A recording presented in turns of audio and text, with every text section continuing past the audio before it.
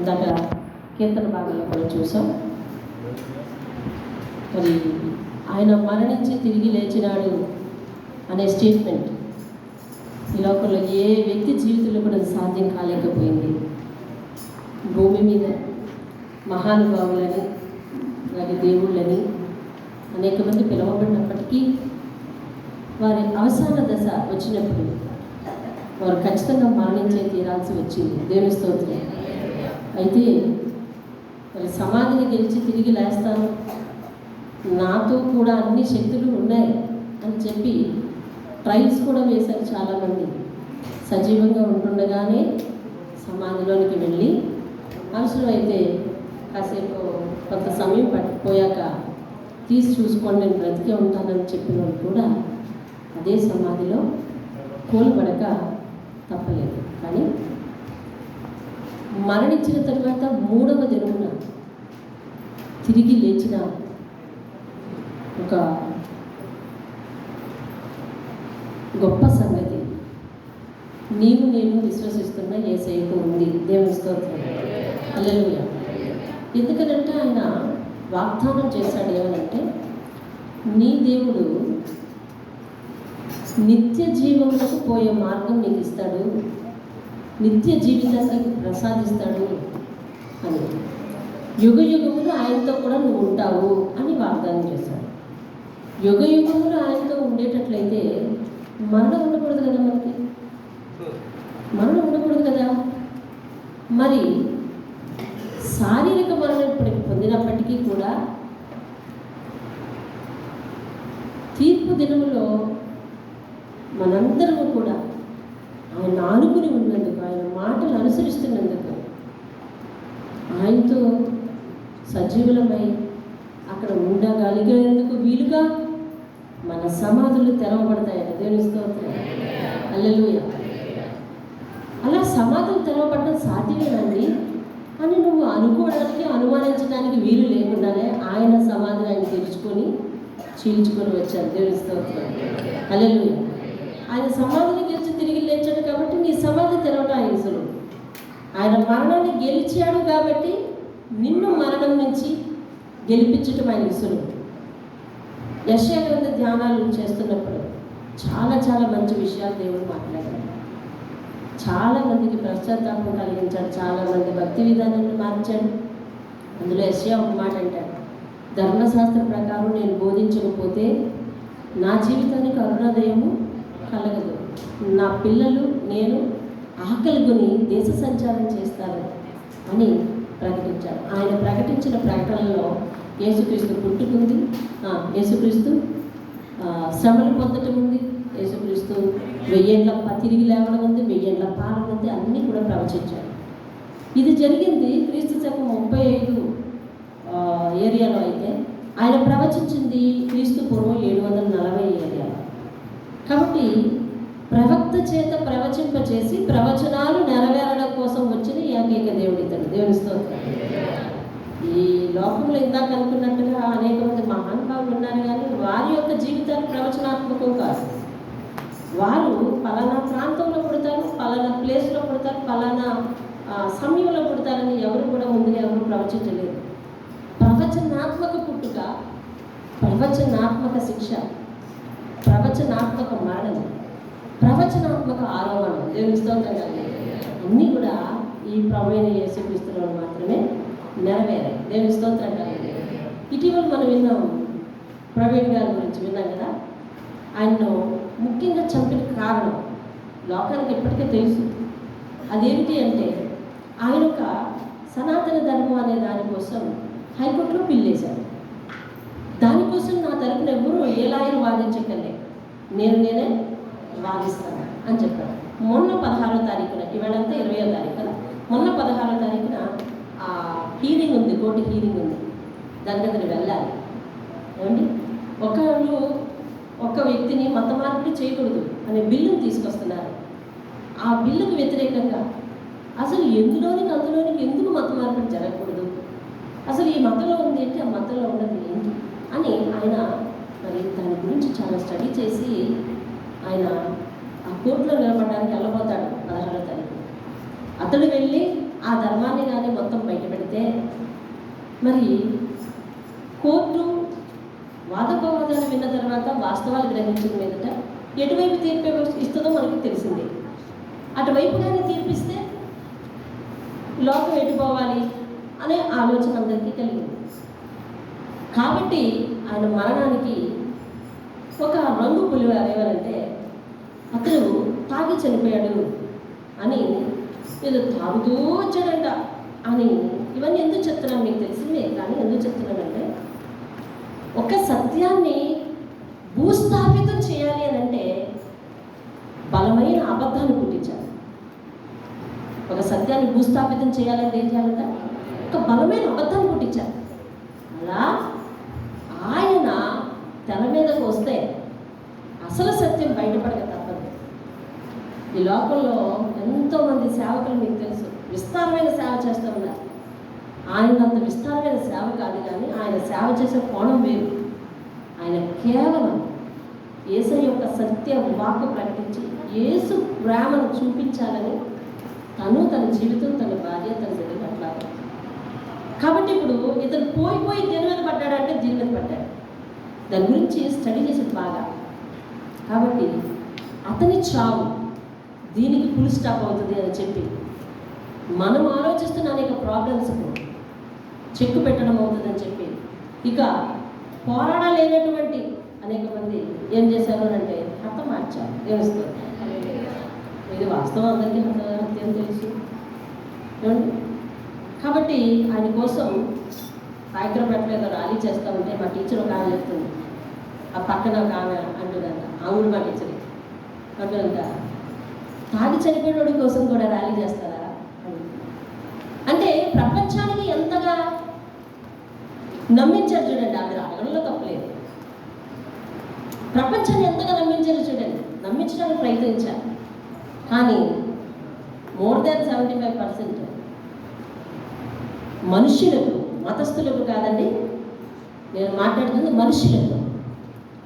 భూమి మీద ఉన్న 100 మంది 100% అనుకుంటే 75% మంది మనుషులకు, వీళ్ళు ఏ మతంలోనే ఉండొచ్చు, మనుషులకు అది హత్య అని అర్థమైంది. దేవుని స్తోత్రం. అలాగే ప్రభువైన యేసుక్రీస్తు ఈ భూమి మీద ఉన్నంత కాలం నీతి రాజ్య స్థాపన అనే పదం కోసం పనిచేశాడు. మానవుడు దేవుడు వారి మధ్య దూరం.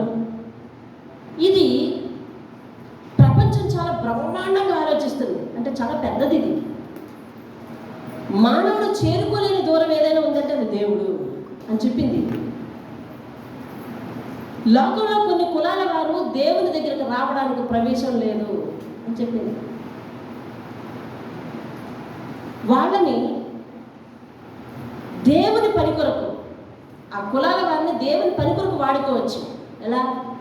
గొయ్యలు తవ్వటానికి, రాళ్ళు మోయటానికి, గోడలు కట్టడానికి, ఏమండి పరంజలు వేయటానికి, ఎత్తైన పనులు చేయడానికి అన్నిటికీ ఉపయోగించుకోవచ్చు.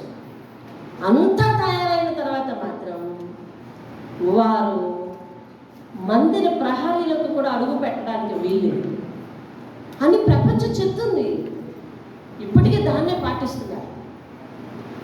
అలాంటి సిద్ధాంతం నరనరాల్లో జీర్ణించకపోయిన కాలంలో, పాపం విపరీతంగా పండిపోయి వావి వరసలు లేకుండా పాపం చేస్తున్న కాలంలో యేసుక్రీస్తు దేవుడు తనకు దత్తత చేసుకున్న వంశం, ఇశ్రాయేలు వంశం పూర్తిగా పాడైపోయి వ్యసనాల పాలైన కాలం, దేవుని విడిచిపెట్టిన కాలం, అసలు వారు దేవుని ప్రజలను అంచనా లేకుండా విగ్రహారాధనలోనికి పోయిన కాలం సొలొమోను కాలం. అది ఏ కాలం? అది సొలొమోను కాలం నుంచి వాళ్ళు దేవుని ప్రజలుగా జీవించలేదు అసలు. ఏమిటి? అప్పటి వరకు బాగానే ఉంది. ఆ తర్వాత సొలొమోను చెడిపోయిన దగ్గర నుంచి కూడా మొత్తం వ్యవస్థ అంతా పాడైపోయింది. అసలు వాళ్ళు సొలొమోను దేవుని దర్శనాన్ని పొంది కూడా బహు విగ్రహారాధనలోకి వెళ్ళిపోయారు. ఏమండి? బహు విగ్రహారాధనలోకి వెళ్ళిపోయాడు, బహు వ్యభిచారంలోకి వెళ్ళిపోయాడు. చాలా రకాలైన పాపం విపరీతంగా పెరిగిపోయింది. ఇక దీనికి ఒకటే ఒక బలి సమాధానం. అదేంటిది? అది దేవుని యొక్క బలి. దేవుని స్తోత్రం. అందుకని ఆయన పొందిన శిక్ష సమాధానార్థమైన శిక్ష అని లేఖనాలు చెప్తున్నాయి. దేవుని స్తోత్రం కదా. పాపికి ఉన్న అనేక ప్రశ్నలకు సమాధానం ఇచ్చింది ఆయన యొక్క మరణం. దేవుని స్తోత్రం కదా. రైట్, అలాంటి సందర్భంలో ఆయనను చంపి, మొన్న గుడ్ ఫ్రైడే రోజు విన్నాం మనము, సమయం లేదు, చంపి ఆయనను సిలువ మీదకి ఎక్కించాం. సిలువ మీద వేసిన తర్వాత సాయంత్రానికల్లా వ్యక్తిని చంపేయాలట. అర్థమైందా? సాయంత్రానికల్లా ఏం చేయాలి? ఆ వ్యక్తిని చంపేయాలి, మరుసటి రోజు ఉంచకూడదట. అంటే ఇప్పుడు యువతల కట్టిన దొంగలు కూడా చంపేస్తారు సాయంత్రం అయినాక. అలా యేసుక్రీస్తుని ఎంత హింసించిన తర్వాత కూడా అతన్ని చంపేయాలని చెప్పి దగ్గరకు వచ్చినప్పుడు ఆయన ఎత్తుగా పెట్టారు కదా సిలువలో. కాబట్టి ఆ ప్రయత్నం చేయడానికి శతాధిపతి అతని దగ్గరికి వెళ్తే, ముందసలు అతను చాలా ఘోరంగా శిక్ష పొందాడు కదా, ఒకసారి మెలుకున్నాడో లేదో, బ్రతుకున్నాడో లేదో ఒకసారి చూడు అంటే అతగాడికి అందక ఒక బల్యాన్ని తీసుకెళ్ళి పక్కలో పొసుక్కుని పడిచాడండి. అక్కడి నుంచి రాలిన రక్తము, నీళ్ళు అతని మీద చెల్లుగా పడ్డాయి. ముఖం తుడుచుకొని ఏమైందో ఏమో, అది ఎవరు ప్రస్తావించలేదు, ఎక్కడ రాయబడలేదు. ఏమైందో ఏమో ఆ శతాధిపతి నిజముగా ఈయన దేవుని కుమారుడు అని చెప్పి మొట్టమొదట సాక్షిగా, సిలువ దగ్గర సాక్షిగా ఉండిపోయాడు. దేవుని స్తోత్రం. ఆయన సజీవంగా ఉన్నప్పుడు చాలామంది సాక్ష్యాలు చెప్పారని మనం చెప్తున్నాం. శతాధిపతి అక్కడ సాక్షిగా నిలబడిపోయాడు. దేవుని స్తోత్రం కలిగాడు. వెంటనే ఈయనను వాక్యంలోకి వెళ్దాం. చూడండి, మత్తయి సువార్త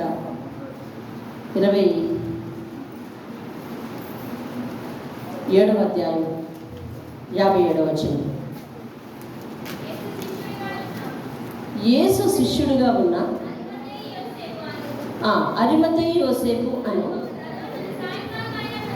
సాయంకాలం అయినప్పుడు వచ్చి పిలాతు వద్దకు వెళ్ళి, యేసు దేహాన్ని నాకు ఇవ్వండి అని అడిగాడు. దేవుని స్తోత్రం కాదు. ఇదంతా ఎప్పుడు అంటే ఇంకా ఆయన దించిన తర్వాత.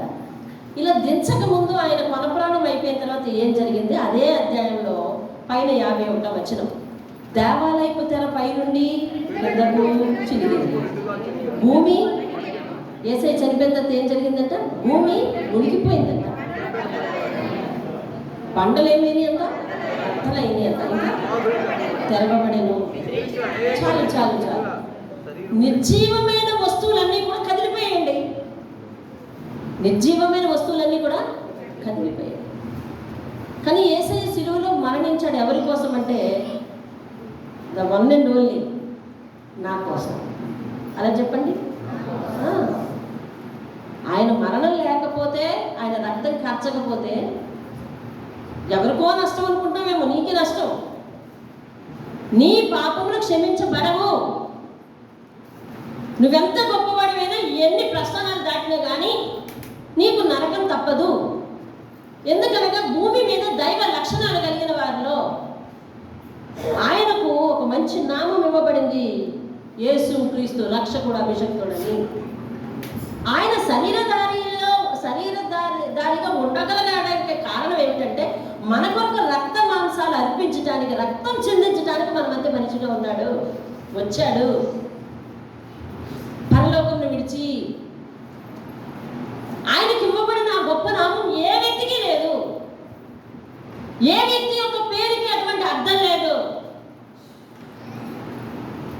అందుకని పేర్లు కూడా చాలా అర్థవంతంగా పెట్టుకోవాలి. నీ పేరుకి అర్థం ఏంటో, ఆయన పేరుకి అర్థం మాత్రం రక్షకుడు, అభిషక్తుడు. దేవుని స్తోత్రం కలిగాడు. ఆయన మరణానికి ప్రకృతి ఏదైతే ఆయన చేత సృష్టింపబడిందో ఆ ప్రకృతి తల్లడిల్లిపోయింది. కానీ ఇప్పటికీ కూడా దేవుని వాక్కు వింటూనే ఉన్నాం, మనం పూర్తి సమర్పణలోనికి రాలేకపోతున్నాం. మీ మనసులకు తెలుసు మీలో ఎంతమంది ఇంకా పూర్తి సమర్పణకు రాలేకపోతున్నారో. అయితే ఈరోజు మనం కూడా కదిలింపబడాలి. అవి కదిలింపబడ్డాయి, మనం కూడా ఏం చేయాలండి? కదిలింపబడాలి. ఇది మన ఆత్మీయులకు పాఠం. అయితే మొన్న ఆయన విషయంలో ఎలాగైతే అయితే సత్యాన్ని రూపుమాపడానికి ఏం చేయాలంటే అసత్యాలని బలంగా పుట్టించారు.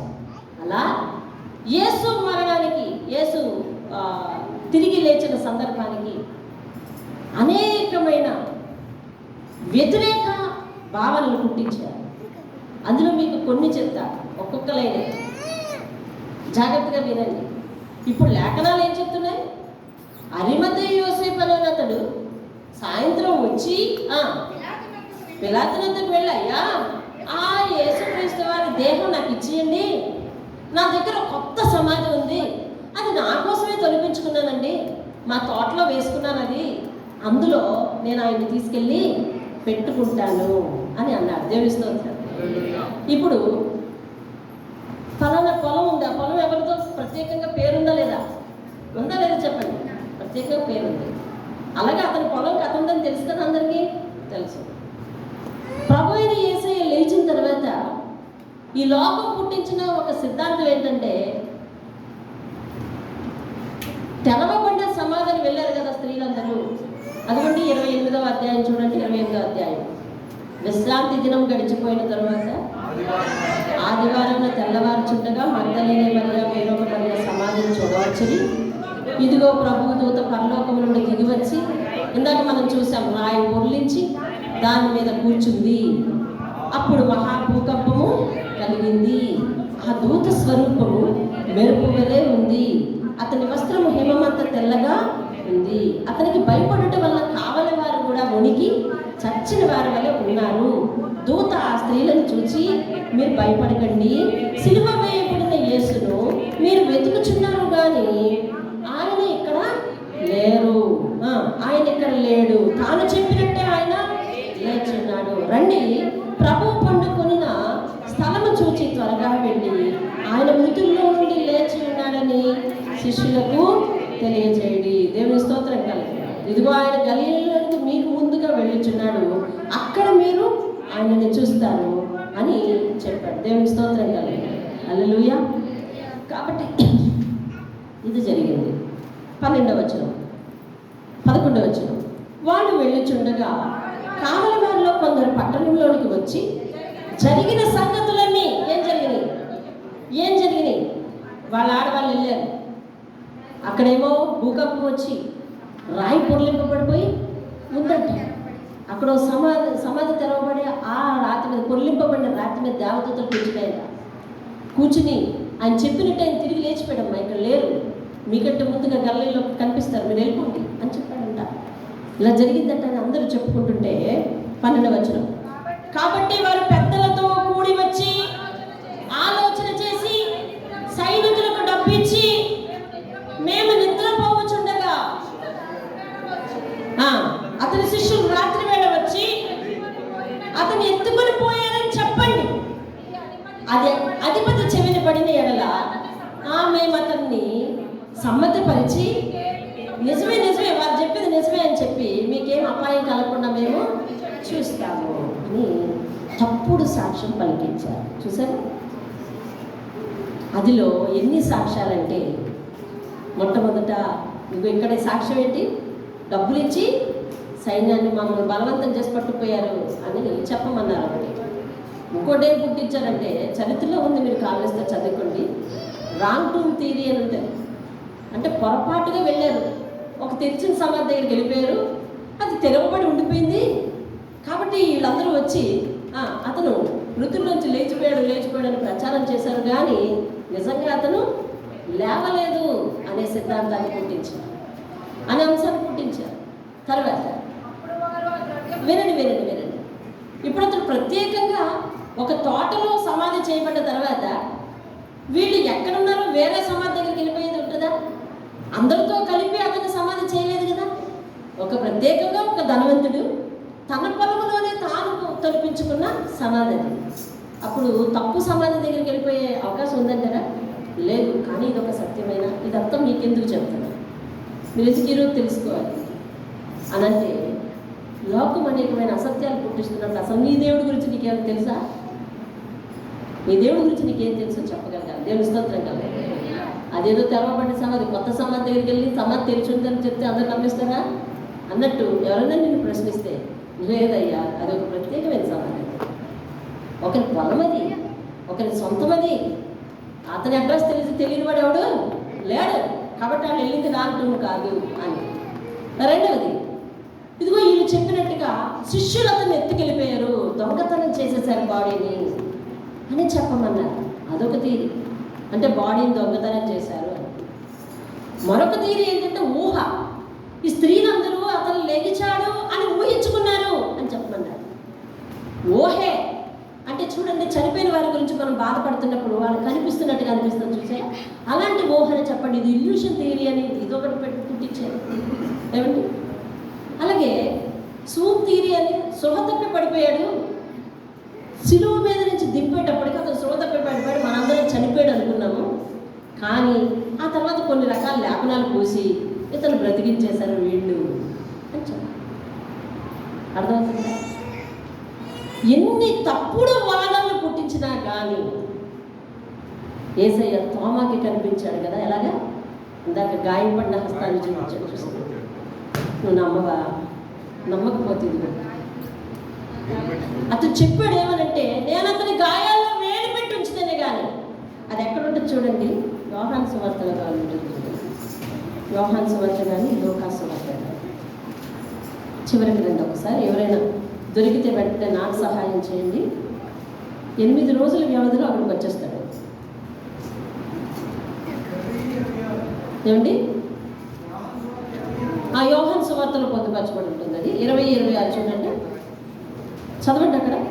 24 యేసు వచ్చినప్పుడు 12 మందిలో ఒకడైన దిదుమ అనబడిన తోమ వారితో లేకపోయాను గనుక తక్కిన శిష్యులు మేము ప్రభువుని చూచిద్దామని అతనితో చెప్పగా, అతడు నేను ఆయన చేతుల్లో మేకుల గుర్తును చూచి నా వ్రేణు ఆ మేకుల గుర్తులో పెట్టి నా చెయ్యి ఆయన పక్కలో ఉంచితేనే కానీ నమ్మనని వారితో చెప్పాడు. అయితే నమ్ము అని వెంటనే వచ్చేలేదు ఆయన. 8 దినములైన తర్వాత ఆయన శిష్యులు మరలా లోపల ఉన్నప్పుడు తోమా వారితో కూడా ఉండేది.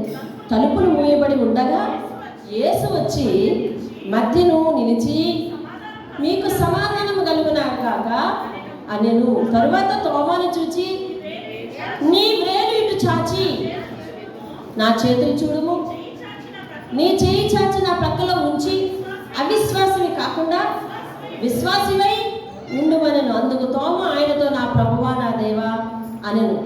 అయ్యో దేవుడా దేవుడా అన్నాడు.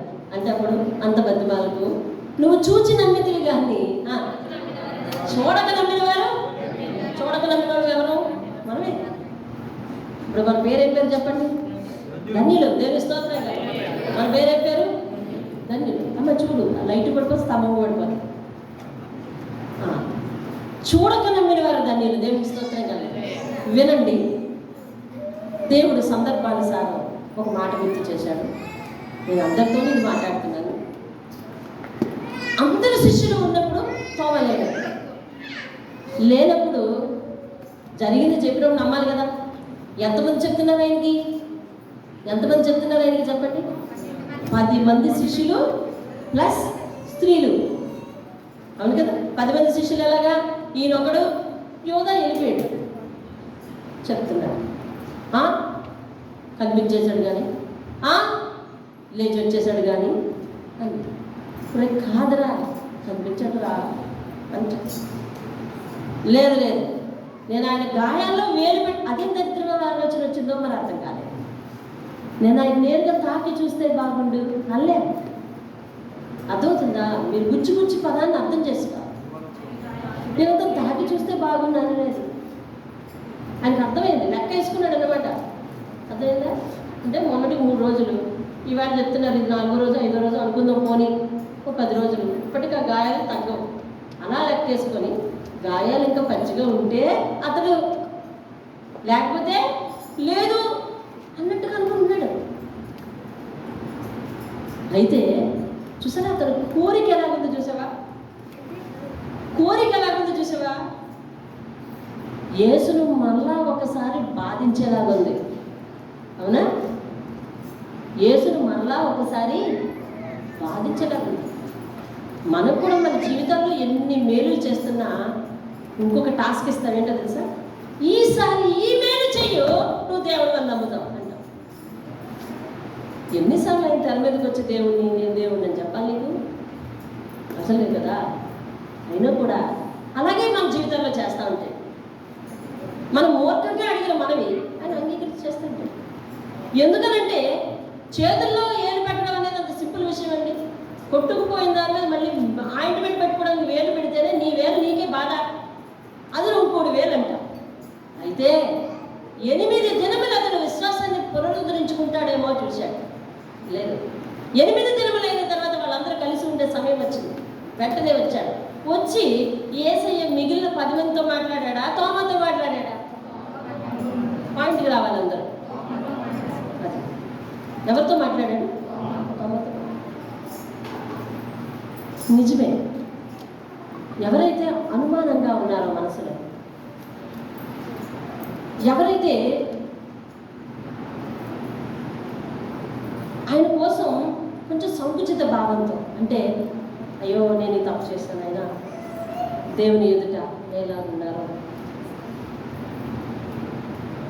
ఎవరైతే పూర్తి మార్పు లేకుండా ఉన్నారో వాళ్ళతోనే ప్రత్యేకంగా దేవుడు మాట్లాడతాడన్నది ఈ వాక్య సత్యం. మీరు నమ్మండి నమ్మకపోండి, అది ఈ వాక్య సత్యం. అది ఆయన వచ్చి ఎవరితో మాట్లాడాడు? విశ్వసించిన వాళ్ళతో మాట్లాడా? ఎవరైతే సరిగా విశ్వసించలేదో అతనితో మాట్లాడాడు. ఎలా మాట్లాడాడు? నువ్వు ఎలా చూడాలనుకున్నావో అలాగే చూడు, ఎలా చూడాలనుకున్నావు అలాగే చూడు, వచ్చి చూడు, నా వేల్లో వేలు పెట్టి, నా చేతుల్లో వేలు పెట్టి చూడు.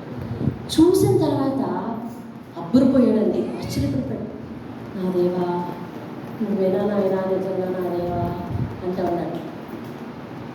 నువ్వు చూసి నమ్మావు, ఏమిస్తావు? అందుకని మందిరానికి వచ్చినప్పుడు ప్రతి మాట మనకని అనిపిస్తుంది ఖచ్చితంగా. ప్రతి మాట నాకు అని అనిపించడం సహజం. అది దేవుడు మాట్లాడిన మాట. వింటున్నారు? వినవారందరూ చేతులు. మందిరానికి వచ్చినప్పుడు ప్రతి మాట నాకే, నాతోనే మాట్లాడుతున్నారు, నా కోసమే మాట్లాడుతున్నారు అని అనిపిస్తుంది. ఎందుకంటే అది వాక్య ధర్మం. నువ్వు ఈరోజు దేవుడి మందిరానికి వచ్చావు, దేవుడు నీతో మాట్లాడాలి, దేవుడు నువ్వు ఓదార్చాలి, దేవుడు నిన్ను సరిచేయాలి, దేవుడు నిన్ను గద్దించాలి, దేవుడు నిన్ను నీ తప్పును చూపించాలి. అన్ని పనులు ఒక్కసారే చేస్తాడు. అందుకని యెషయా ఏమన్నాడంటే, అందరి మధ్య ప్రకటిస్తున్నప్పుడు, నేను దేవుని మాటను మీ దగ్గరికి తీసుకురావాలని అనుకున్నారు, ఇదిగో ఆయన మీద ఈ సత్య ప్రమాణ వాక్యాలు ఎవరైతే బోధిస్తారో వాళ్ళు తమ సొంత ఉద్దేశాలతో బోధిస్తే వాళ్ళకి అరుణోదయం కలగదో, వాళ్ళు వాళ్ళ బిడ్డలు మరి ఆహారం లేక పరువు వచ్చి దేశ సంచారం చేస్తారు అని పెట్టుకునే ప్రమాణం. ఎందుకని? సొంతంగా వాక్యాన్ని ప్రకటించడం కాదు. దేవునికి తెలుసు ఏ విశ్వాసం ఎట్లాగో, ఏ మనస్తత్వం ఎట్లాగో, ఆ మనస్తత్వానికి తగినట్టుగా మాట్లాడాలి దేవుడు. ఒక మనస్తత్వానికి సంబంధించిన వాళ్ళు ఒకలే ఉంటారు సంఘంలో. ఇప్పుడు తోమ 10 మందిలో కూడా తోమాని ఎందుకు గుర్తించాడు చూడండి ఒకసారి. ఆలోచించారా? మిగతా 10 మంది ఎంతో సాధారణంగా ఆహ్వానించారు కదా ఆయన్ని. వాళ్ళు ఎవరు పలకరించలేదు. తోమతో వచ్చాడు, తోమతో మాట్లాడాడు, తోమతో అదిగో టచ్ చేయించాడు. నువ్వు బతిమలేకి ఇప్పుడు నువ్వు చూసి నమ్మావు, చూడక నమ్మిన వారిని అనిపనది. కాబట్టి దేవుడు మన గాయాలను, మన అనుమానాలను, దేవుడు మన ప్రతి సందేహాన్ని నివృత్తి చేసి మనల్ని ఆయన హక్కును చేర్చుకోవడానికి ఆయన ఉద్దేశం తప్ప, ఆయన వాక్యం యొక్క ఉద్దేశం తప్ప, ఇలా నాబోటి ట్రైనింగ్ లేని సేవకి నేనైతే పూర్తిగా మోకాళ్ళ మీద ఆయన్ని ఆనుకుని తెచ్చే సందర్భం. ఏదైనా సందర్భానికి గుర్తు చేస్తే దేవుని వాక్యంతో నీకు చెబుతా, లేదంటే లేదు. ఇక తరాలు మారిపోయినా కల ఉన్నట్టు. నాకు సంబంధించిన విషయాలు, సంఘంలో లోపాలు ఏదైనా చెప్పడానికి కూడా వాక్యం ఆధారం లేకుండా ఆ సమయంలో గుర్తు చేయకపోతే నేను చెప్పాను. కాబట్టి మనందరం కూడా ఆయన నేర్పించే ప్రతి మాటను కూడా ఏం చేయాలంటే తెలుసా? దేవుని స్తోత్రం. ఎంతమంది అసత్య ప్రచారం చేస్తే నీ దేవుడు ఎవరు బీటౌట్ చేయలేకపోయారు. దేవుని స్తోత్రం. అదే నీ గర్వం. ఈరోజు నువ్వు గర్వించాలి, అర్థమవుతుందా? ఈరోజు నువ్వు నేను గర్వించాలి. మన కోసం సమాధిని గెలిచి తిరిగి లేచిన దేవుడు నీకున్నాడు, నాకున్నాడు. దేవుని స్తోత్రం చెప్పు. సమాధిని గెలిచిన దేవుడు నాకున్నాడు. అల్లు కాదు, సమాధిని గెలిచి లేచిన దేవుడు నాకున్నాడు.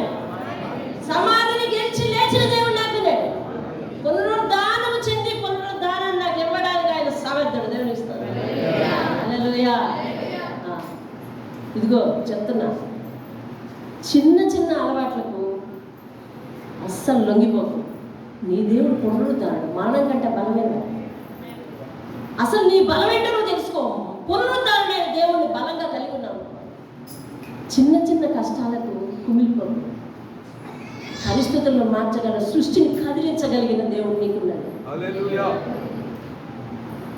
సృష్టిని కదిలించగలిగిన దేవుడు నీకున్నాడు. అతను సమాధిలో మరణిస్తే భూమి కంపించిపోయిందంట.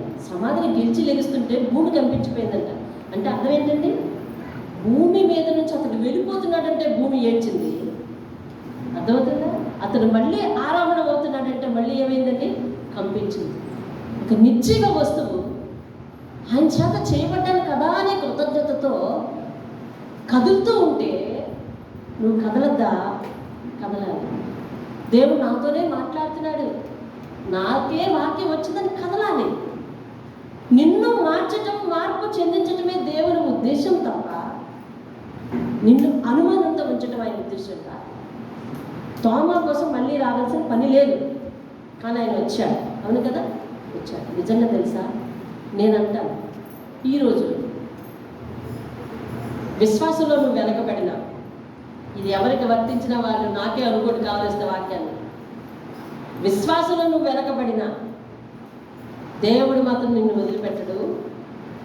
అంతకు రెట్టింపు దేవుడు పని చేసే వాళ్ళ మారుస్తాడు. ఎలా చెప్తున్నావు అంటవేమో. తోమ అనుమానించిన తోమ భారతదేశం నిండా ఇప్పుడు క్రైస్తత్వాన్ని చల్లిపోయాడు. దేవునిస్తాను. ఎవరతడు? అనుమానించిన తోమ. కాబట్టి ఈరోజు ఏదైనా నీకు నిరాశాభావం ఉన్నా, ఏదైనా నువ్వు గెలవలేకపోతున్నా, నీ పరిస్థితుల ప్రభావాలు నిన్ను దేవుని సన్నిధికి దూరం చేస్తున్నా, తిరిగి వచ్చే రెట్టింపు వేగంతో ఆయన సేవ చేస్తాను తెలుసు. అట్లా ఫ్యూచర్లో మలుచుకోవటానికి దేవుడు నిన్ను ఇప్పటిలాగా మాట్లాడుతున్నాడు. దేవుని స్తోత్రం కదా. పేతురు ఏమన్నాడు చెప్పు? నాకు తెలీదు అన్నాడు. తర్వాత ఏమన్నాడు తెలుసా? నాకు తెలుసు, నేను అతని దాసుని, అతని కోసం చచ్చిపోవడానికి సిద్ధపడతాను. నన్ను చంపేస్తారా చంపేయండి, సిలువేస్తారా సిలువేయండి, ఆయనలా సిలువేయద్దు, ఆయనలా సిలువేయించుకుంటే నేను సమానం కాను, నన్ను తిరగేస్తాను సిలువేయండి, వేసుకుంటే చంపేస్తే చంపేయండి అన్నాడు. ఇది రెట్టింపు వేగం అంటావా, లేకపోతే 1000 రెట్ల వేగం అంటావా? 1000 రెట్ల వేగం అయ్యచ్చు. అందుకే నేను ఎవరైనా కొంచెం మంది వెనకబడుతుంటే దేవుని వాక్యం చెప్పి ప్రోత్సహించాను. వాళ్ళలో నుంచి నేను దేవుని లేఖనాల ప్రకారం ఒక అతి వేగంతో రాగలిగిన ఒక పరిచారకుని, ఒక సేవకుని నేను నా కళ్ళతో చూడాలి అనుకుంటున్నాను. దేవుని స్తోత్రం. ఎందుకంటే ఆయన చూశాడు. దేవుని స్తోత్రం. ఆయన దేవుడు ఆయన విషయంలో నిజం చేశాడు. అలాగే ఆయన అనుసరిస్తున్నాం, మనం అనుసరిస్తున్నాం. అది వాళ్ళు ఎవరో నాకొక్క బహుమానం చర్చ నుంచి వస్తే బాగున్నానంట. ఎవరితో చెప్తుంది? ఎవరు ఏర్పాటు చేస్తారు? అది ఎవరితో అనుకుంటే ఏ వ్యవస్థ కదిలిపోద్ది? వ్యవస్థను కదిలించగల ప్రార్థన మన నోట్లో ఉందన్నమాట. దేవునితో అది ఆశ ఒకరిది. ఎవరితో పని జరుగుతుందో దేవుడు వాళ్ళు ఏం చేస్తున్నాడు? ఇక్కడ ప్రేరేపిస్తున్నాడు. పని జరిగి ఆశపడ్డ వ్యక్తి దగ్గరికి దాన్ని తీసుకొచ్చి పెడుతున్నాడు. ఎంత అద్భుతమైన మెకానిజం అనేది! ఆలోచించవా ఆయన మెకానిజాన్ని? ఈరోజు నీ జీవితంలో చిన్న అపజయం, అది నీ విశ్వాస పరిమాణం పెరగటానికి సాధకం చేసుకోవాలి. దేవుని స్తోత్రం. ఏ నోరైతే బ్రతుకు భారం అంటుందో ఆ నోరు నా బ్రతుకుకి దేవుడే ఆధారం అని చెప్పొద్దు. దేవుని స్తోత్రం. హల్లెలూయా. ఏ నోరైతే నా బ్రతుకు చింతన వెంటనే అంటుందో ఆ బ్రతుకునే దేవుడు ఏం చేసుకుంటాడంటే సువార్తకు సాధనంగా చేసేసుకుంటాడు. దేవుని స్తోత్రం. హల్లెలూయా. కాబట్టి ఈ రోజుల్లో ఎవరు వెనకబడినా, ఎవరు ఇది చేసినా నేను మరలా తరచు ఫోన్ చేసి ఎందుకు అడుగుతుంటానంటే నీతో దేవుడికి పని ఉందనే ఆలోచన నాకు తెలుసుకుంది. దేవుని స్తోత్రం. అలా ఇప్పటికి చాలామంది చెప్పాను, అలా చాలామంది మళ్ళీ తిరిగి వచ్చిన వాళ్ళు కూడా ఉన్నారు. కాబట్టి దేవుడు తోమతో మాట్లాడి కనిపించిన తర్వాత అతను పశ్చాత్తాపంతో నలిగిపోయాడు. అందులో ఏమనిస్తాడు తెలుసా? యేసయ్య నువ్వేమో చూసినాను మేము అంటే నన్ను నిన్నాళ్ళు కడుగు నువ్వు నమ్మలేకపోయావు, నీ విశ్వాసం చాలే అంతే కదా. నీ విశ్వాసం చాలే చూడక నమ్మిన వాళ్ళందరికీ ధన్యత ఇచ్చేస్తున్నాను అని అంటే బాధపడిపోయాడు. ఎందుకు తెలుసా? ధన్యతను పోగొట్టుకునేది. ఆ పశ్చాత్తాపంతో గొప్ప సేవ చేశాడు. అలా లేస్తావా నువ్వు? అందుకే లేఖనాలు ఏం చెప్తాను, నీ ప్రారంభ స్థితి ఏమిటి జ్ఞాపకం చేసుకో. ప్రారంభంలో దేవుళ్ళు ఎంతో ఉత్సాహంగా ఉండేవాడు. రక్షణ కొత్తలో ఎలా ఉండేవాడు? దేవుడు నిన్ను మళ్ళీ అదే పనిలో పెట్టక తప్పదు. దేవుని స్తోత్రంగా. ఆయన పనివాడిగా, ఆయన పనిదానిగా, ఆయన సువార్థకుడిగా, ఆయన పరిచయం చేసేవాడిగా ఆయన నిన్ను మలుచుకోవటం, ఆయన హక్కును ఆయన చంకలో పెట్టుకోవటం ఆయనకి ఇష్టం. దేవుని స్తోత్రం. ఆ సంకల్పాన్ని ఎవరు మార్చలేదు. దేవుని స్తోత్రం కలుగునుగా. థామా ఇండియా వచ్చాడంట. ఫస్ట్ ఎక్కడికి వెళ్ళిపోయి సువార్త చేయాలి. థామా ఇండియా వచ్చాడు. ఇండియా వచ్చిన ఫస్ట్ రోజుల్లో ఆచారాలు, కఠినమైన ఆచారాలు ఉంటున్నాయి రోజులకి. అలాంటి ఆచారాలు ఉన్న రోజుల్లో వచ్చాడు. అక్కడ కొంతమంది నదిలో స్నానం చేస్తున్నారట. స్నానం చేసే నీళ్లు దోశలతో తీసుకుని పైకి ఇసిరి దండం పెట్టుకున్నారు. ఇలా చూస్తున్నాడు. ఏం చేస్తున్నారు అడిగారు. దేవుడికి అర్పిస్తున్నామన్నారు. మరేం అవి దేవుడు తీసుకోవట్లేదు అడిగాడు. వాళ్ళందరికీ పిచ్చోళ్ళ కనిపించాడు. మరేమి దేవుడికి ఇస్తున్నావు, దేవుడు తీసుకోలేదు అంటే అందరూ ఆపేసి ఇంకేసి చూశారు. తీసుకుంటాడు ఎక్కడైనా? తీసుకుంటాడు ఎక్కడైనా తీసుకుంటాడు. లేదు నువ్వు ఇచ్చి చూడు. వచ్చాడు, దిగాడు. యేసు నామములో తీసుకోయ్యా. ధన్యత్వాన్ని నాకు ఇవ్వకుండా వెళ్ళిపోయావు. నువ్వు ధన్యుడు కాదని చెప్పేసావు. నేను నా మూర్ఖత్వంతో నిన్ను ప్రశ్నించాను. అందరి ముందు నన్ను సాక్షిగా నిలబెట్టయ్యా. నువ్వు ధన్యుడు కావన్నావు. నేనే పని చేసింది. నీ గాయాల్లో వేలు పెట్టి మళ్ళీ కూర్చోనయ్యా. ఈరోజు నేను ఒక మనం అడుగుతున్నాను, నువ్వు తీసుకో ఇవి అని కన్నీరు గార్చి దోసులతో నీళ్లు తీసుకొని పైకి విసిరితే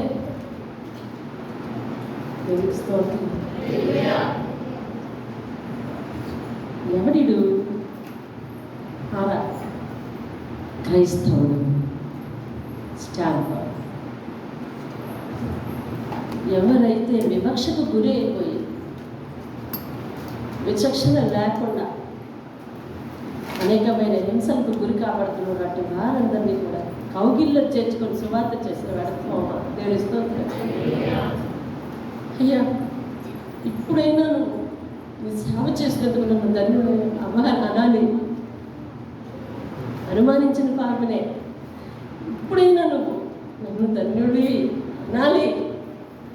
ఎక్కడ అనకపోయినా నేను మరణించి నీ దగ్గరికి వస్తాను చూసాను. అప్పుడైనా థామా, ఆ రోజు నువ్వు ధన్యుడు కావన్నాను కానీ ఈరోజు నువ్వు ధన్యుడు అయ్యా అనాలి అని చెప్పి చివరికి హతసాక్షిగా మారిపోయాడు. దేవుని స్తోత్రం కదా. అంతే, మన విషయంలో కూడా అంతే. కొంచెం వెనకబడతాం. కొన్నిసార్లు పూర్తిగా దూరంగా ఉన్నట్టు అనిపిస్తుంది దేవునికి. రెట్టింపు వేగంతో నిన్ను రాబోయే రోజుల్లో దేవుడు నిన్ను వాడుకోబోతున్నాడు. ఇది జరగకపోతే నన్ను వచ్చి అడగాలి. దేవుని స్తోత్రం. హల్లెలూయా, హల్లెలూయా. దేవుడు తన వాక్కును జరిగించేవాడు. దేవుని స్తోత్రం. అది సత్యము, ఆయన నిత్యము. ఆయన ఆచరించిన వారికి పరలోక ద్వారాలు తెరవబడతాయి. దేవుని స్తోత్రం. యెషయా గ్రంథం 26వ అధ్యాయం 2-3 వచనాలు చదివి మనం ముగిద్దాం. 2-3 వచనాలు. సత్యమును ఆచరించి నీతిగల జనము ప్రవేశించినట్లు ద్వారములను ఏసే సత్యము, ఏసే మార్గము, ఏసే నిత్య జీవం. దేవుని స్తోత్రం. ఆయన ద్వారా తప్ప మరి పరలోక రాజ్యానికి వెళ్ళే దారి లేదు. అర్థమవుతుందా? నోకరాజు పెట్టినవారు ఆయన ద్వారానే మోక్షానికి వెళ్ళేది. ఆయన ద్వారానే మన సమస్యలను తప్పించుకున్నాం. అందుకని ఆయన మనకిష్టం లేకపోయినా మనల్ని తరచి ఆయన మనం దర్శిస్తూ ఉంటాడు సేవకుల ద్వారా ఆయన. కాబట్టి మనం పూర్తిగా అన్నీ విడిచిపెట్టుకొని ఆయన దగ్గర ఉండాలి. ఇవాళ ఆయన సమాధిలో ఏం చేశాడు? సమాధిని చీల్చుకొని తిరిగి లేచాడు. మనందరం ఏం చేయాలి తెలుసా? మనకున్న వ్యసనముల నుండి, మనకున్న పరిస్థితుల నుండి, మనకున్న నిర్లక్ష్యము నుండి, మనకున్న సమర్పణ లేని జీవితం నుండి మనము తిరిగి జయించి రావాలి. దేవుని స్తోత్రాలు. హల్లెలూయా. ఒక బలమైన విశ్వాసంగా పునరుద్ధానము చెందాలి. దేవుని కొరకు ఆలోచించి, దేవుని కొరకు బ్రతికే సమర్పణతో పునరుద్ధానం చెందాలి. ఈరోజు దేవుని స్తోత్రం కలుగుతారు. ఇక పాత జీవితం అనే సమాధిలో ఉండడానికి వీలేదు. ఎంతసేపు మన జీవితం గురించి తపన, మన జీవితం గురించి యాతన, ఎన్ని యాతనలు పడినా చివరికి మళ్ళీ అలాగేదో దిగులతో కుదేలు పడుతూనే ఉంటాం. ఏదో ఒక నష్టం, ఏదో ఒక బాధ, ఏదో ఒక సంతృప్తి లేని జీవితం. కానీ ఆయనతో మమేకమై, ఆయనతో కలిసి జీవిస్తూ, ఆయన కొరకు బ్రతుకుతాను అనే సమర్పణలో నువ్వు ఏ పని చేస్తా ఉన్నా అందులో సంతోషం లేకపోయినా దేవుణ్ణి కలిగి ఉన్నామనే సంతోషం పొందుతూ ముందుకెళ్తే నిజమైన సంతోషంలో ఆయన నిన్ను నడిపిస్తాడు. దేవునిస్తాడు. ఆ నిజమైన సంతోషం ఈ లోకంలో చాలా మందికి కలుగుంది. మనుషులుగానే కనపడుతున్నారు. తరిచి చూస్తేనే కదా వాళ్ళ గుండెల్లో బాధ తెలియటం లేదండి. నునుపుగా ఉన్నంత వరకు, గుండ్రంగా ఉన్నంత వరకు ఏమండి ఏంటి దారుణ్యంగా నిలబడినంత వరకు అప్పుడు వీళ్ళు ఏ బాధ లేదని అనిపిస్తుంది. కానీ తరచు చూస్తే వాళ్ళలో ఎంత దుఃఖం ఉందో బయటపడుతుంది. అంటే అర్థం ఏంటి? నిజమైన సంతోషం ఎవరికి లేదు. నిజమైన సంతోషం ఎవరికి లేదు. నేను చెప్పాను ఇందాక సాక్ష్యం. ఇంచుమించు 30 దినములు 31వ రోజు వరకు నేను అట్లాంటి బాధపడ్డాను. అదొక 7 రోజులు తీసేస్తే ఇంచుమించు 25 రోజులు అట్లాంటి బాధపడ్డాను. ఏమైనా తెరలో చూసిన వారికి కానీ, లేకపోతే ఇక్కడ సాక్ష్యం చెప్పకుండా తెలియని వారికి కానీ ఎవరికి తెలియదు. నిజమైన సంతోషం లేదు, దేహంలో లేదు, ఇంట్లో లేదు, హృదయాల్లో లేదు. అయినప్పటికీ ఆయన పని చేస్తూ వాటిని అనుభవిస్తున్నాం అనుకోండి. వింటున్నావా దేవుని స్తోత్రం చెప్పండి సార్. ఆయన పని చేస్తూ కష్టం అనుభవిస్తున్నాం అనుకోండి, ఆయన దగ్గరకు వస్తూ కష్టం అనుభవిస్తున్నాం అనుకోండి, ఆయన మాట వింటూ కష్టం అనుభవిస్తున్నాం అనుకోండి, అందులో ఫలితం ఉండొచ్చు అనే ఆశతో సంతోషంతో ఉంటావు. ఖచ్చితంగా రాబోయే రోజుల్లో ఫలితం ఇచ్చే ఆనందింపజేస్తాడు. మొదటేంటి? ఫలితం వస్తుంది అనే ఆనందంతో జీవింపజేస్తాడు, ధైర్యంతో జీవింపజేస్తాడు. ఆ తర్వాత ఫలితాన్ని ఇచ్చి సంతోషింపజేస్తాడు. దేవుని స్తోత్రం. ఆశీర్వాదం అనేది ఒక భ్రమగా నీకు వదిలేడు. ఈ కొద్ది ఆశీర్వాదమే ఆశీర్వాదం అనుకుంటున్నామా మనం? కాదు, ఇది కాదు. ఇంకా ఇందులో చాలా మెట్లున్నాయి. అవన్నీ ఎక్కించక నేను మానడు. కాకపోతే ఆయన ఈరోజు సమాధిలో నుంచి లేచినట్లుగా నువ్వు కూడా మనకున్న భక్తిహీనత నుండి, మనకున్న నిర్లక్ష్యం నుండి, మనకున్న నిరాశ నుండి, మనకున్న వ్యాధి బాధల నుండి దేవుడు ఇందులో నుంచి నన్ను విడిపించలేడు అనే తక్కువ ఆలోచనలో నుంచి, మనకున్న వ్యసనంలో నుంచి, మనకున్న పరిస్థితుల్లో నుంచి, మనకున్న దేవుని మీద ఉన్న చెడు భావనలో నుంచి. చెడు భావన అంటే ఏంటో తెలుసా? ఎంత కాలమైన అనుసరిస్తుంది, ఇప్పటికీ కూడా మార్పు లేదు అనేది ఒక చెడు భావన. అలాంటి భావనలో నుంచి మనం ఏం చేయాలి తెలుసా? చీల్చుకొని లేవాలంటే దేవుని స్తోత్రం. అది ఒక సమాధి. ఏంటో తెలుసా? దేవుడు అనే వెలుగు చూడనివ్వకుండా చేస్తాడు. ఏది సమాధి? నిరాశ ఒక సమాధి, నిర్లక్ష్యం ఒక సమాధి, దేవుని వెలుగుని చూడనివ్వవు. అశ్రద్ధ ఒక సమాధి, దేవుని మీద అనుమానం, అంటే ఈ కష్టం నుంచి నన్ను విడిపించగలదా లేదా, ఆశీర్వదిస్తాడనుకుంటే ఇలాంటి ఆశీర్వాదం ఇచ్చేయండి. అనుమానం అనేది ఒక సమాధి. దీవించినట్టే దీవించడు, వెనకెందుకు తీసుకున్నాడు? అనుమానం అనే సమాధి. అట్లా వ్యసనం అనేది ఒక సమాధి. ఇట్లాంటి వాటిల్లో నుంచి మనం ఏం చేయాలంటే చీల్చి లెగుసుకుంటే ఆయన వెలుగుని చూస్తాం. వెలుగుస్తుంది. ఆయన సమాధిలో వచ్చి బయటకు వచ్చాడు. ఏం చూశాడు బయట? లోకాన్ని, లోకంలో ఉన్న వెలుగుని చూడగలిగాడు కదా. అవునా లేదా? సమాధిలో వచ్చి ఆయనే వెలుగు. ఇందులో ప్రత్యేకంగా చెప్పేది లేదు. ఆయన అసలు సమాధిలో ఉన్నప్పుడు ఏముంటుంది? సమాధిలో ఏముంటుందండి? చీకటి. సమాధిలో ఏముంటుంది? చీకటి. చీకటిని చీల్చేశాడు. ఎక్కడికి వచ్చాడు? వెలుగులోనికి వచ్చాడు. అలా నువ్వు కూడా నీకున్న ఆ బంధకం ఏదైతే ఉందో, వినాలి సూర్యనారాయణ గారు వినాలి. బంధకం ఏదైతే ఉందో ఆ బంధకాన్ని తెంచుకొని బయటికి రావాలి. అర్థమవుతుందా? దేవుడు నాకు ఏం చేయలేడు, నా ప్రయత్నం నేనే చేసుకోవాలి. అర్థమవుతుందా? నా పని ఏదో నేను చేసుకుంటూ ఉండాలి. దేవునికి ఎంత ఇవ్వగలగనో అంతే టైం ఇవ్వగలగాలి. మిగిలిన టైం ఇస్తే దేవుడు నన్ను నష్టపరుస్తాడేమో అనే సమాజం నుంచి బయటకు రావాలి. అర్థమవుతుంది తమ్ముడు? ఇంతే టైం, ఇదే దేవునికి ఇచ్చాను, మిగిలింది అనే దాంట్లోంచి బయటికి రావాలి. ఆయన కొరకు నువ్వు చేయలేదంటే ఏమీ లేదు. ఇవాళ అంతమందిలో ముఖ ప్రస్తుతి చేయడం కదా, ఆయన సాక్ష్యం చెప్పుకున్నాడు కాబట్టి, చెప్పాడు కాబట్టి నేను చెప్పాల్సి వస్తుంది. ఆయనలో జరుగుతున్న అంతర్గత ఆత్మీయ అభివృద్ధి చెప్పడంలో కూడా చాలా మందికి ఉంది. ఆడవాళ్ళు కూడా బైబిల్ పూర్తి చేస్తున్నారు దీక్షతో. ఇప్పటికి టైం ఎవరికి సాక్ష్యం చెప్పడానికి ఇవ్వలేదు కాబట్టి లేదు, లేకపోతే ఈ మైక్ సాయంత్రం వరకు నాకు రాదు, అది నా భయం నాది. అర్థమైందా? సాయంత్రం వరకు రాదు ఈ మైక్ నాకు, అందుకని ఎవరి మైక్ వాళ్ళు తెచ్చుకోండి సార్, అక్కడి నుంచే మాట్లాడాలి సరేనా? అలా దీక్షతో పూర్తి చేస్తున్నారు. అక్షరాలు సరిగ్గా రావండి, పదం కలపాలంటే చాలా కష్టం. అటువంటి ఆమె బైబిల్ పూర్తి చేశాను నుంచి సాక్ష్యం చెప్పింది. అటువంటి ఆమె బైబిల్ పూర్తి చేశానని సాక్ష్యం చెప్పింది ఇక్కడికి వచ్చి. దేవి పరమేశ్వరుడు కూడా అదే పరిస్థితి. తను గతంలో ఒకసారి చెప్పింది, షబీర్ నువ్వు కూడా చెప్పినట్టు. వీళ్ళందరూ చదువు సరిగా రాని వాళ్ళండి, కూడబలుకొని కలపడం కష్టం వాళ్ళకి. అటువంటి వాళ్ళు సమర్పణ చేసుకుని బైబిల్ చదువుతుంటుండగా దేవుడు నీకు ఇచ్చిన జీవితంలో నువ్వు దేవుని కొంత టైం నుంచి కేటాయించలేవా? అదిగో ఆ పరిధిలో నుంచి, ఆ సమాధి నుంచి బయటికి రా, ఆ పరిధి నుంచి బయటికి రా. అది నేను అంటున్నా, అది దేవుడు అంటున్నాడు. ఆయన చెప్పమని నేను ప్రోత్సహించమనేది అది. ఇంకొక విషయం, ఈరోజు వాళ్ళకి బహుమతులు ఇవ్వడంలో దేవుడు ఒక ఆత్మీయ పాఠాలు కూడా నీకు చెప్పమన్నాడు. అందుకోసం మరి ఇప్పుడు ప్రస్తుతానికి నేను చాలా క్రైసిస్లో ఉన్నప్పటికీ కూడా వాటిని వెచ్చించి ఆ బహుమతులు ఏర్పాటు చేయడం జరిగింది.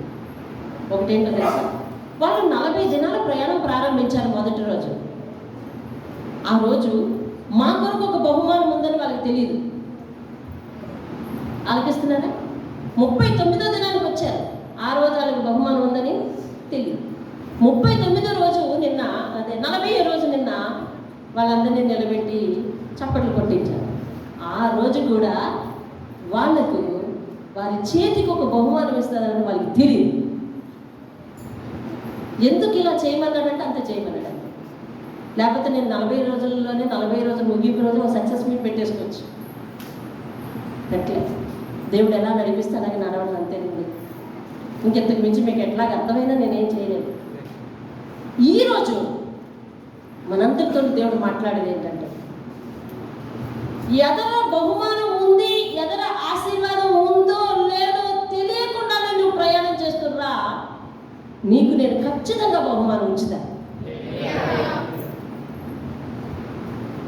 నీకు తెలియకుండానే రా అంతే. ఈ జీవిత దినాల సమర్పణ కూడా దావీదన్నాడు, నేను ప్రతి దినము దేవుని మందిరంలో ఉంటా. ఆదివారం ఏం చేస్తావయ్యా? ఆదివారం అయితే అందరూ వచ్చేస్తారు. ఆ రోజు స్థలం సరిపోయిన గడప మీద నేను ఉండి వెళ్ళిపోతా అని పెట్టాను. వాళ్ళ మనవడు లేచాడు, జీవిత దినములన్నీ కూడా దేవుని మందిరంలో ఉంటా అంటాడు అతను కూడా. అందుకని నువ్వు కూడా జీవిత దినములన్నీ కూడా ఆయన బలిపీఠాన్ని వచ్చి కలుసుకొని వెళ్ళొచ్చు. దేవుని స్తోత్రం కలిగి హల్లెలూయా. ఇదిగో ఆయన ప్రసన్నత. ఈ వచ్చిన వాళ్ళకి మరో సూచన చెప్పదలుచుకున్నాను, ఇందాక మర్చిపోయాను. ఆయన కొన్ని ఇంపార్టెంట్ గుర్తు చేస్తాడు. ఈ కుర్చీ గంధం పెట్టారు వచ్చి, అలా చేయకండి, అలాగే చేయొద్దు. కుర్చీ వేయడం వరకే, అది మనమందరం ఉన్నప్పుడు ఆయన ప్రెజెన్స్ ఇక్కడ ఉంది అని సింబాలిక్. అంతేగాని నీలో ఉన్నాడు, నీ ఎదురుకుండా ఉన్నాడు, ఆ కాన్సెప్ట్ మిస్ అవ్వకూడదు. నువ్వు ఎప్పుడు కూడా నీతో పాటు వస్తాడు, నీతో పాటు వచ్చాడు. నీ ఒంటరి సమయంలో కూడా ఉన్నాడు, నువ్వు 10 మందిలో ఉన్నాడు. అర్థమవుతుందా? ఒంటరి సమయంలో నువ్వు ఎలా జీవిస్తున్నావు, 10 మందిలో ఎలా జీవిస్తున్నావు, 10 మందిలో సాక్షిగా ఎలా చెప్తున్నావు, అన్నీ కూడా నీ ఎదురుకుండా ఉన్నాడు. ఆయన నిన్ను విడిచిపోడన్నాడు. హల్లెలూయా. ఆయన నిన్ను విడిచి పోడన్నాడు. కాబట్టి వచ్చి ప్రత్యేకంగా దానికి దండం పెట్టదు. నీకు ఇష్టమైన స్థలంలో వచ్చి మోకరించుకో, లేదా బలిపెట్ట మీద చేతులు పెట్టి ప్రార్థన చేసుకో, మోకరించి ప్రార్థన చేసుకో. ఇంక ఇక్కడే గ్రంథం ఉంటుంది, పేజీ తిరగేసి చదువుకుంటే చదువుకో, వెళ్ళిపో, అంతే. ఇలాంటి జీవిత సమర్పణలోనికి రేపు ఎంతోమంది రాబోతున్నారని అటువంటి వ్యక్తులు నేను ఆయనకు అప్పగించాలని సంతోషిస్తారంట. దేవుడి స్తోత్రంగా. దేవుడు అలాంటి ధన్యత చూసే విధంగా, ఎక్కువ మందిని చూసే విధంగా నన్ను దీవించును గాక. ఆమేన్ కదా, అవును కదా, దేవుడి స్తోత్రం. అదే అంటున్నాడు, ఎదర బహుమానం ఉన్నదని, ఎదర ఆశీర్వాదం ఉన్నదో లేదో తెలియకుండానే ప్రయాణించి ఏం ఫలితం వస్తే చెప్పలేము ఎవరు కూడా. నిజానికి 37వ రోజు కూడా ఇటువంటి తలంపు లేదు. ఉన్నదా? లేదు.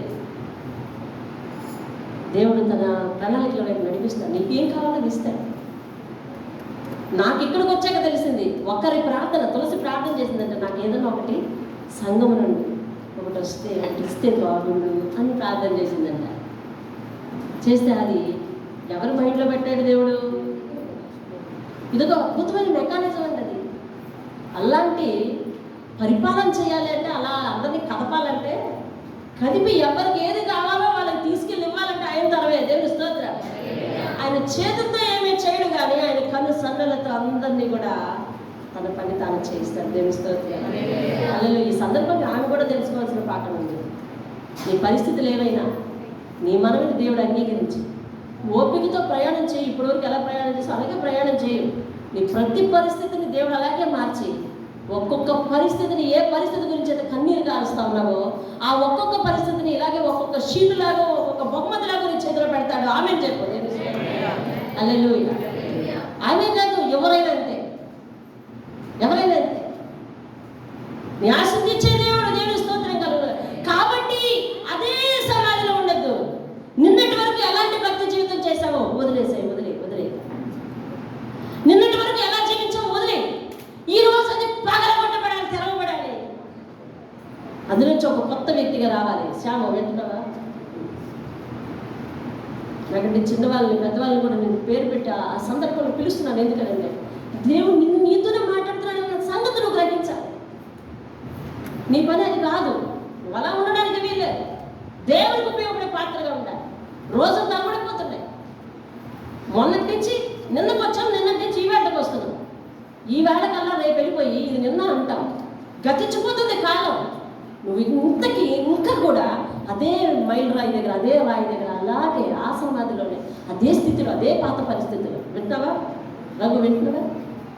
చిట్టుగా వింటున్నా? సరే కూర్చోవాలి. కుర్చీలో కూర్చోవాలి, చాలా జాగ్రత్త కూర్చోవాలని చెప్తా ఉంటా అందరూ కూడా. రైట్, వినండి. ఆ యొక్క సమాధిని లేవాలి, మనం ఆ పరిస్థితిని లేవాలి. సాహసించి భక్తి చేయాలి. దేవుని స్తోత్రం. పోరాడుతూ చేయాలి. ఇది పోరాటంతో కూడిన భక్తి. అక్కడ అది కాదు. అక్కడ సమయంతో సంబంధం లేదు, నియమాలతో సంబంధం లేదు. అవునా? ఉందా? నియమాలతో సంబంధం లేదు. ఏ నియమాలు లేవా అంటే నియమాలు ఉన్నాయి. అదంతా కూడా బాహ్య సంబంధమైన నియమాలే. అంతర్గత సంబంధమైన నియమాలు చెప్పి అంతర్గతంగా లోపల నుంచి వారి హృదయ సమాధిని తెరిచి ఒక మంచి మనిషిని బయటికి తీయగల శక్తి ఒక యేసయ్యకే ఉంది. దేవుని స్తోత్రం. ఆయన మనసును మార్చగల దేవుడు. దేవుని స్తోత్రం కలుగు. చేతనైతే, సాధ్యమైతే, అయ్యా నన్ను ఏ విధంగా మార్చబోతున్నామని మోకాళ్ళ మీద ఉండు. నీకు ఎంత చేతనైతే అంత, ఎంతవరకు నీకు ఓపిక ఉంటే అంత, ఎంత నీకు చేతనవుతుందో అంత మోకాళ్ళ జీవితాన్ని పెట్టుబడిగా పెట్టు. ఖచ్చితంగా బహుమానం ఎంత ఉండేవాళ్ళది. తెలుస్తుంది. అది వీళ్ళకి తెలియదు. బహుమానం అందుకుని తర్వాత వీళ్ళకి మొక్కల్లో ఏమొచ్చింది? ఇది ఒక ఆత్మీయ పాఠం. మరి నేను ఈరోజు ఏం ప్రతిఫలం ఉండదని చేస్తాను, కానీ నాకు ఎదురు బహుమానం ఉందని దేవుడు చెప్తున్నాడు. తెలుస్తుంది. వాళ్ళ కొరకు నేను దాచి ఉంచాను బహుమానం. మనందరి కొరకు ఎవరు దాచి ఉంచుతారు బహుమానం? దేవుడు దాచి ఉంచుతారు. దేవుని స్తోత్రం. ఇది ఇచ్చిన రోజు వీళ్ళు ఆశ్చర్యపడిపోయారు. మనందరం ఆయన సన్నిధికి వెళ్ళి ఆయన ఇచ్చిన రోజు మనం చాలా ఆశ్చర్యపడిపోతామండి. దేవుని స్తోత్రం. హల్లెలూయా. ఈవేళ అందుకున్న బహుమానం మనుషులతో అందుకున్నది. ఆ రోజు అందుకోే మొదటి బహుమానం స్వయంగా దేవునితో అందుకోపోయేది. దేవుని స్తోత్రం. జయించిన వారి నా సన్నిధిలో ఒక స్తంభం వలె ఉండనిస్తాను. దేవుని స్తోత్రం. జయించిన వారి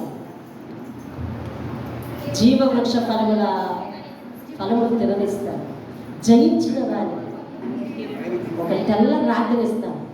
ఆ తెల్ల రాతి మీద ఎవరికి తెలియకుండా నీకోసమే నేను ఏర్పాటు చేసిన పేరు ఒకటి ఉంటుంది. అది నువ్వు అందుకుంటావు ఆ రోజు. ఇవన్నీ ఎవరికండి బహుమానాలు? నీకు కాదా? నీకు కాదా? ఈ బహుమానాలు అందుకుని దిశలో ప్రయాణించాలి. ఎంతకాలం అలా వద్ద కష్టాలు నీ జీవితం చివరి వరకు ఉంటాయి. ఈదు, దేవుడు చేపట్టుకుని ఈదు, దేవుడు చేపట్టుకుని ఈదు, దేవుడు బహుమతి ఇస్తాడు. దేవుని స్తోత్రం. హల్లెలూయా, హల్లెలూయా. ఎన్నుకున్నవాడు విడిచిపెట్టడు, పిలుచుకున్నవాడు నాశనం చేయడు, గెలిచినవాడు గెలిపించే తీరుతాడు. దేవుని స్తోత్రం. హల్లెలూయా. మోకరించండి, ప్రార్థించండి, మోకరించండి, ప్రార్థించండి. ఆయనలో గెలవాలి, ఆయన గెలిపిస్తారు.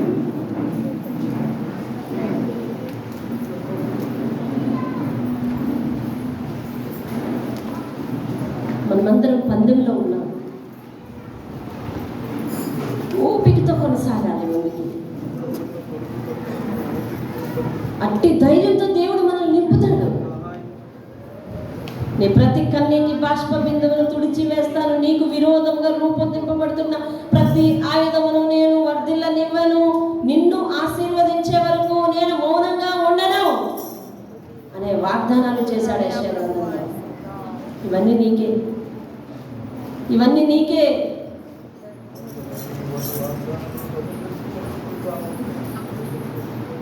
దేవుడు పై రూపమును చూసి నువ్వు గంభీరంగా ఉన్నంత మాత్రాన్ని నిన్ను విడిచిపెడతాడు అనుకోవద్దు. అంతర్గతమైన మన దుఃఖం ఆయనకు తెలుసు. ఒకరి తల్లి వారిని ఆదరించినట్లు నేను వారిని ఆదరిస్తాను అని వాగ్దానం చేస్తున్నాడు. కొత్త ఆకాశం కొత్త భూమిని సృష్టించి వారి దానిలో మిమ్మల్ని యుగ యుగములు జీవింపచేస్తాను అంటున్నాడు. ఆ రోజు మీరు మాట వినని వారు నరకంలో పడని కూడా చూస్తారు అంటున్నాడు. అయితే మాట వినని వారు నరకంలో ఉంటారంట. ఆ స్థానంలో మనం ఉండకుండా ఆయన సన్నిధిలో ఆయన ఇచ్చిన వాగ్దానాలన్నీ సొంతం చేసుకోవాలని ఆయన ఎంతగానో ఆశపడుతున్నాడు. సిలువ వేసిన తర్వాత కూడా చేతులు చాపి నేను పిలుస్తున్నట్లు అనుమానంతో ఆందోళనతో ఉన్న వ్యక్తి కొరకు ప్రత్యేకంగా వచ్చి గాయాలను వేరు పెట్టించుకొని చూపించాడు. దేవుని వాక్యం నీ కొరకే మారమని నిన్ను అతని దగ్గరకు చంకన ఎత్తుకోవటానికి ఇష్టపడుతూ ఉన్నాడు. ఉన్న స్థితి నుంచి లేవటం తప్ప మనం ఏం చేయగలం చెప్పండి? నిజదేవుడు నిజ స్థితిగతుల గురించి మాట్లాడతాడు కదా. కాబట్టి మనం ప్రస్తుతం ఉన్న స్థితి నుంచి మనం అందరం లేవాలి. ఆయన సమాధిని గెలిచి లేచాడు. సమాధిలో ఆయన అలాగే ఉండిపోలేదు. నువ్వు అలాగే ఉండిపోవద్దు ప్లీజ్. దేవుడు చెప్తున్నది అది. ఇప్పటి వరకు ఎలా ఉన్నామో అలాగే ఉండిపోవద్దు. 3 దినముల నుండి సమాధిలో ఎట్లా ఉన్నాడు అట్లా లేవు. ఇప్పుడు నీ కొరకు నా కొరకు పైకి ఆరోపణమయ్యా. విను, వాక్యం ఎప్పుడైతే నీ హృదయానికి తగిలిందో సరే నాకని ఇది మాత్రం తప్పదు. ఒక పేతురు విషయంలో జరిగిన సంగతి, ఒక తోమా విషయంలో జరిగిన సంగతి, యేసుక్రీస్తు సహోదరులు సొంత ఇంటి వారైనటువంటి యాకోబు యోహానుల విషయంలో జరిగిన సంగతి, రెట్టింపు ఉత్సాహంతో రెట్టింపు ఆసక్తితో యేసు పాద దాసుగా ఎలాగైతే పనిచేశారో అలా ఈ ఆత్మీయ ప్రార్థన గోపురంలో ప్రతి వ్యక్తిని దేవుడు తన పరిచారకులుగా ఉపయోగించుకోవాలనుకుంటున్నాడు. జీవితకాల సమర్పణ ఎక్కడుంది? ఈ సంవత్సరం చెప్తున్నాడు కొత్తగా నువ్వు సమర్పించుకో. వేరే మందిరాల్లో ఉన్న వారిని ఎవరైనా అడిగి చూడండి, సమర్పణ ఎవరైనా చేసుకున్నారేమో. పరిశుద్ధాత్మ అంత్యకాలంలో మనల్ని ఆ రీతిగా ప్రేరేపిస్తున్నాడు. అలా కేవలం పరిశుద్ధాత్మ శక్తి చేత నడిపింపబడుతున్న మందిరాలకు ఖచ్చితంగా ఇలాంటి సమర్పణ లేచే ఉండాలి. పరిశుద్ధాత్ముడు ఎవరికి పక్షపాతి కాడు. అంతే తప్ప మిగిలిన వారెవరు కూడా ఇటువంటి సమర్పణలోకి రాలేరు. నువ్వు 40 దినాలు వినకపోయినా ఈరోజు విన్నావు కదా, జీవితకాల సమర్పణ. ప్రతి దినము ఒక 10 నిమిషాలు బలిపీఠం దగ్గర ఆయన కలుసుకొని, నాన్న నేను వచ్చాను, నా జీవిత భారం నీదని చెప్పి వెళ్ళిపోచాను. పరిశుద్ధాత్ముడు విజయశీలుడు, అపజయములను జయమునిచ్చి నడిపించింది. మనకున్న తోడు అతడే, నీడ అతడే. మన పరిస్థితులను బట్టి మోడుబారిన జీవితం దీనికి సమాధానం ఎవరు చెప్తున్నారని నేను అనుకుంటున్నాను. మనుషుల కేసు వెతుకుతానేమో కానీ దేవుడు అంటున్నాడు, నేను చిగురింపచేస్తాను, మహావృక్షం అవ్వనట్లుగా చేస్తాను. యెషయా గ్రంథ ధ్యానాల్లో దేవుడు చేసిన అనేక వాగ్దానాలు, వారిలో ఒంటరి అయిన వారిని 1000 మందిగా చేస్తాను, నాకు జనం అవుతారు వాళ్ళు అంటున్నాడు. వారి నోట నుండి, వారి పిల్లల నోట నుండి, వారి పిల్లల పిల్లల నోట నుండి నా మాట తొలగించదు. అయితే లెగు, బయటికి లెగు, లెమ్ము తేజలు, యెహోవా మహిమ నీ మీదకి వస్తుంది అని 60వ యెషయా గ్రంథంలో చెప్తాను. లే, ఈరోజు సమాధిలో నుంచి లేవాలి. నిరాశ, నిస్పృహలు, కష్టములు, సుఖములు, దుఃఖములు, వ్యసనములు, బాధలు, వ్యధలు, వేదనలు, అశాంతి, అన్నిటిలో నుంచి జనానికి దూరంగా ఉండే ఒక సమాధిలాగా ఆయన ఉండిపోలేదు. కానీ ఎలా అయితే అందరిలోకి వచ్చాడో, నీవు అభివృద్ధి చెందిన వెలుగు వల్ల అందరికీ చూపిస్తాడు. నిన్ను తొందరపడద్దు. గొప్ప వాగ్దానం చేస్తున్నాడు. అయితే నువ్వు సమాధానం నుంచి లేవడానికి సిద్ధంగా ఉండాలి. జీవిస్తున్నామన్న పేరు మాత్రమే ఉండి దేవునికి దూరంగా ఉండడానికి వీలు లేదు కదా. అదే అంటున్నాను, దేనికి భయపడకు. నేను చేయలేనటువంటిది ఏది లేదు, నాకు అసాధ్యమైనది ఏది లేదు. రక్షింపడానికి ఉన్నట్లు నా హస్తం కొరచా, నీ ప్రార్థన వినట్లు నా చెవులు మందమా కాదు. దయచేసి నీకు నాకు మధ్య చిన్న దోషాలు ఉన్నాయి, తొలగించేది అడ్డుకోవడలాగా ఉంది అని దేవుడు అంటున్నప్పుడు ఆయన మొర వినవా? విని పైకి లేచిపోతే యెహోవా మహిమ నీ మీద ఉదయించునుగాక. పరిశుద్ధుడైన మా పరమ తండ్రి, పరిశుద్ధ పాదాలకు వందనాలు, స్తుతులు, స్తోత్రాలు చెల్లిస్తున్నాను. ఈ దినము నీ సన్నిధిలో హాజరైన ప్రతి ఒక్క బిడ్డను నీ స్వహస్తాలతో తాకండి నాయన. వారితో, వారి హృదయంతో మాట్లాడారు. ఎందరి మాటలకు నేరుగా నాతోనే దేవుడు మాట్లాడాలని స్పందించి వారున్న స్థితిలోంచి వారికి ప్రయత్నించి నీతో కొనసాగటానికి ఒక సంపూర్ణ సమర్పణలోకి వారు నడుస్తున్న మీదట వారి జీవితాలకు ఎదురు బహుమతి ఏర్పాటు చేయడం ప్రార్థన చేస్తారు. వారి జీవితాల్లో, వారి బిడ్డల జీవితాల్లో, వారి బిడ్డల జీవితాల్లో ఎదర తెలియనటువంటి ఆశీర్వాదాలు, ఆశ్చర్యం కలిగించు ఆశీర్వాదాలు దాయమని ప్రార్థన చేస్తున్నాను అయ్యా. దాయడమే కాక అక్కడి వరకు వారు ఓపికగా నీతో కొనసాగాలి, నీకు దూరంగా ఉండి కాదు, నీతో కొనసాగాలి, వాటిని పొందుకోవాలి, అందుకోవాలి, ఆనందించాలి బాబు. అట్టి స్థితి అందరికీ కలగ చేయమని యేసు పరిశుద్ధ నామములో అడిగి వేడుకుంటున్నాను పరమ తండ్రి. ఆమేన్, ఆమేన్. మా తండ్రి పరిశుద్ధ పాదాలకు వందనాలు అయ్యా. తల్లి క్రమంతో వారందరూ నీ సన్నిధానంలో జీవించి నీ మాటను విని దానికి సరి సంబంధించి దాని ప్రకారం లోబడి వారు వేసిన కానుకలు మీరు అంగీకరించి కానుకల బిడ్డ దగ్గర మీరు ఉన్నారని వాక్యం చెప్తుంది. ఎవరైతే వారి సమర్పణలు కానుకగా వేశారో వారిని వారి కష్టాజితాన్ని అంగీకరించి వారిని దీవించయ్యా.